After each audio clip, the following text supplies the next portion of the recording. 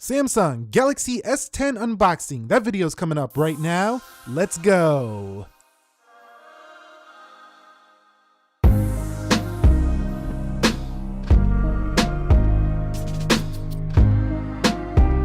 What is up, guys? Nick here, helping you to master your technology, and welcome to the Samsung Galaxy S10 unboxing and first impressions. Now, my previous episode, we unboxed the Galaxy S10e, the cheaper edition. Well, we go up $150 here to $899, the Galaxy S10. Now you can see at the bottom just the UPC code, nothing off to the top. On the side you can see Galaxy S10 right there, and on the back this is the T-Mobile model. I decided to get the carrier model for this one as I do want updates on the S10 and S10 Plus. Now you can see right here the package contains Samsung Galaxy S10 wall USB charger. They don't include the specs anymore, as I mentioned in the S10 unboxing.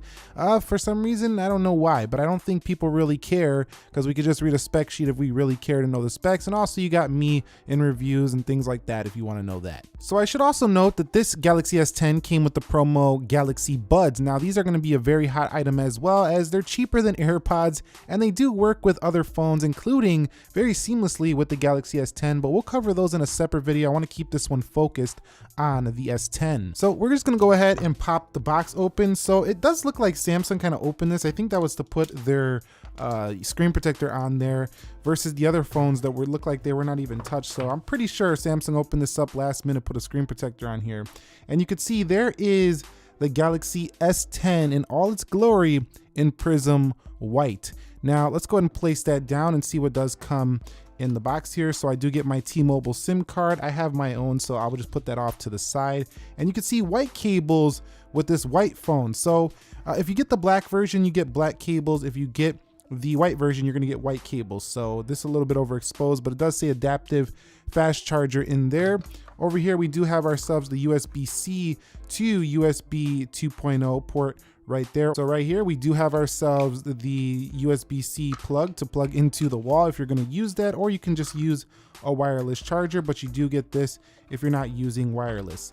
Now over here we have ourselves the AKG headphones. Again, they look very nice. They're updated. They're not the same blue ones that you get with every other phone, and we'll test those and talk more about those in the review as well. Now the actual booklets are buried in here. Let me get this out really quickly. So pulling out that last tab, you can see Samsung right there. On the back you can see you have your SIM card tool, and pulling this out, we do have ourselves the booklets and warranty guides and things like that. How to use your phone, Samsung Pay, as if you don't know how to use a Samsung. This is the 10th edition by now. Unless it's your first time, this is probably not going to be anything you ever read. And that's basically it. Everything you need in the box. You have yourself a charger, you got some headphones.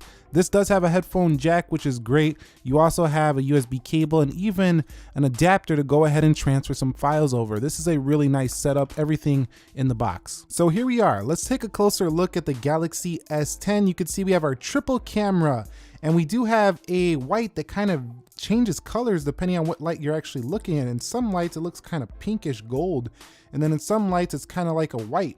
So it's definitely a really nice color. Off to the side we do have a silver color, and this could be a Panda phone again. We have black front, white back, so you can say that if you want, but it's really more shiny than a Panda style phone. That would be the Google Pixel 2 XL. And then up here, one hole punch, the Galaxy S10 Plus coming soon to the channel does have two of those. But the first thing that strikes me about the Galaxy S10, this middle phone of the three, is that how much screen you're getting for how light this phone is. This phone is extremely light, 156 grams. You don't expect this kind of lightness for a phone that gives this much screen size. The Galaxy S9 Plus was about the same size, but much heavier than this phone. So that's a great achievement here for the Galaxy S10, is how light it feels in the hand. So let's go ahead and get the Galaxy S10 started up here. You can see power button off to the right, and it should boot up and say Samsung Galaxy S10. Man, it's the 10th version of this phone already. It's been so long since the Galaxy phones have been around, and they seem to be getting better pretty much every single time. You could see Bixby button right there, volume markers off to the left. They are kind of high up, so you're gonna have to reach a little bit. This is the T-Mobile model, so of course you're gonna get your carrier branding when you do boot up. If you have an AT&T model, same thing for that phone, as well as if you have like a Sprint phone or something like that. You can see starting Android, and again, it's telling me what I gotta do, but that's what it does. It kind of walks you through it, gives you a guide, and talks to you in case you don't know how to use your Galaxy phone. So here we are. We're now in One UI on the Galaxy S10. Again, the hole is hidden because this wallpaper cleverly hides that hole as best as possible. Now, this is not going to obtrude as much as a notch, but some people don't like where it's placed and they think it's actually worse design than a notch, but really I don't see it to be a problem, and I think it's pretty equal. It's just going to come down to preference. Now, I did forget to take the plastic off, so let's do this once in a lifetime. Oi, it's just a really nice peel off on that plastic. You're definitely going to feel that one on this Galaxy S10 for sure. That's a satisfying feeling to you. So here we are, One UI version 1.1 and Android 9 Pie. Now, I will mention, like I did in my S10e video, is that this phone right here is not going to be updated as frequently as you might like in terms of major updates. It should be getting security updates, but you're probably going to get 1 to 2 major updates, but don't expect them to come every 6 months or anything like that. You're going to have to stick with your software for quite some time, as Samsung typically puts a pretty good software on their phone and then they don't update it to a major version for 6 months to sometimes even a year long. Okay, so you've never seen anything like this before unless you've seen the Huawei Mate 20 Pro, but if you haven't, wireless power share here on the Galaxy S10 is going to allow you to charge other devices right on the phone itself. So let's go ahead and place this thing on the table, and say you got a friend who uses an iPhone and they say, hey, I need some juice because my battery doesn't last as long as your awesome Galaxy S10. You go ahead and place their iPhone right there, and you can see it will start charging the device just like a wireless charger would. Now, do keep in mind, of course, you're going to lose your own battery life sharing it. That's why it's called wireless share.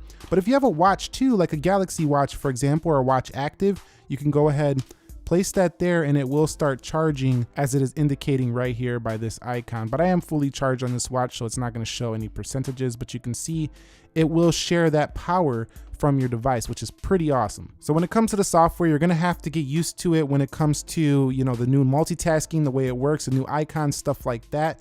But it is something that I think you'll get used to, and there's plenty of new features, and it gets easier to one-hand the Galaxy S10 if you are going to be doing things like that. This phone just gets better at doing that. As you can see, Samsung has brought a lot of the features down towards where your hand will naturally rest. Now, this is not going to be the easiest one. The S10e will be that, but I think overall you will adjust to this software. I should mention that with this phone, you will have one major difference from the Galaxy S10e, and that's going into display. And if you go to the screen resolution, you can knock this thing up to WQHD+, which gives you a sharper res than what you're going to find on that phone. So this is definitely the sharper panel of the two. So now let me show you the Galaxy S10 next to some similarly sized phones. So here is the Galaxy S9 Plus. You can see that definitely a taller phone there.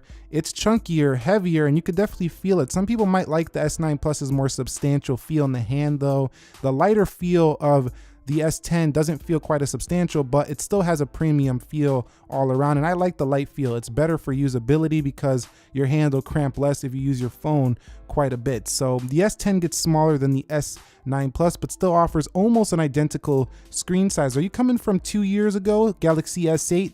You can see almost the same height as the Galaxy S8. It's a little bit wider though than that phone, so not quite as ergonomic as the S8, but still, if you had an S8, this should be easy to handle the Galaxy S10. No problem whatsoever. I think a lot of people will be upgrading from their S8. You can trade that in right now to get a nice discount. The LG G7 ThinQ. This is also a phone with a 6.1-inch display, just like the Galaxy S10. And you can see it's a pretty similar phone. LG has been making light phones for a while, so this one is about as light as the LG G7 ThinQ. These don't feel too much different in the weight, but the S10 just feels a little bit more premium, I would say, on the sides. Here is the Huawei P20 Pro. It's going to be updated soon to the P30 Pro. Let me know if you want to see that one on the channel. But the Huawei P20 Pro, a 6.1-inch display. It's also pretty manageable. It's not that big of a phone, but the S10 still significantly lighter than that device. Here is the OnePlus 6T, a phone that's significantly cheaper than this S10 right here, and you could see that it's definitely bigger, more in line with the Galaxy S9 Plus's size, weightier, heavier, nowhere near as ergonomic to me as the Galaxy S10 here. So S10 really gives you a nice screen size for almost a perfect weight as well. At 157 grams, I come again. And here's Apple's 6.1-inch display iPhone XR. Definitely a chunkier phone. thicker for sure, heavier, way heavier than the Galaxy S10, and offers about the same screen size. But because the S10 seemingly goes all the way up to the top, a little bit further than the XR, and way thinner bezels, it might feel like it has a bigger screen than the iPhone XR, even though it's the same size technically. Okay guys, so let's go ahead and take a quick look at the camera before we wrap up this video here. So I have the camera opened up, and you can see Samsung definitely did tweak the way the software looks. Let me go ahead and bring in the red XR. It's a really bright color to take a nice photo. So let's go ahead and shoot that there. And you can see how this thing actually looks. Let's go ahead and allow this really quickly here so we can see this photo. You can see very sharp details. I'm gonna have to do more testing to see how the camera actually turns out. But one thing that's nice about the Galaxy S10 is the wide angle. So you have the ultra wide angle, and look how much you can get in that shot. It's insane here for a smartphone. So imagine having a DSLR and being able to switch out multiple lenses, which many people love to do. Well, now you have 3 lenses here on your mobile phone. Are they as big as a sensor in a DSLR? Absolutely not, but it's going to be very nice that you don't have to have lenses. You can just have 3 here on your Galaxy S10 on the rear.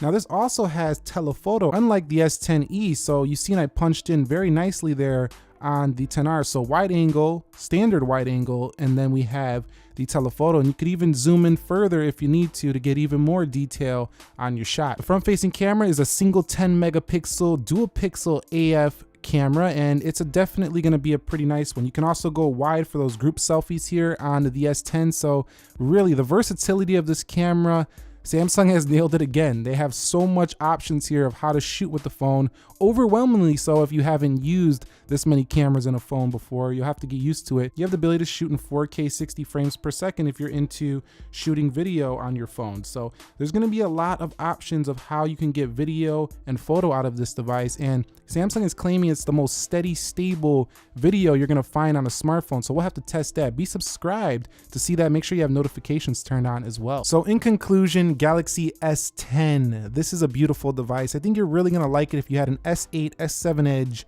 maybe a Note 8 if you want to go to the S series and skip out on the next Note. You find yourself not using the pen too much. Let's go ahead and showcase that ultrasonic fingerprint sensor. That's a new feature here as well. You had that on the OnePlus 6T, but not everybody bought the OnePlus 6T. They're only on T-Mobile. So this is really going to mainstream that under display fingerprint sensor. And this is going to be a conversation starter right here. 8 gigabytes of RAM standard, 7 nanometer 855 CPU, 3400 milliamp hour battery. This thing is loaded, and it's just a gorgeous piece of hardware right here. Now software will be questionable how long Samsung does keep this thing updated, but I think the Galaxy S10 does offer quite a bit of bang for buck at $899. It's actually cheaper than the iPhone XS, gives you a bigger screen, same type of power in terms of processing performance, and more cameras. So Apple's got some work to do to catch up here to these Galaxy S10s this year. Anyway, what are your thoughts on the Galaxy S10? Are you feeling this one? Are you feeling the Prism White? Are you feeling the middle phone of the 3? Are you more into the S10 Plus or the S10e? Let us know down below in the comment section of this video. If you found it helpful, entertaining, informing, click the like button for me. If you're new here, consider subscribing for more. Nick here helping you to master your technology. Be sure to be well, and peace.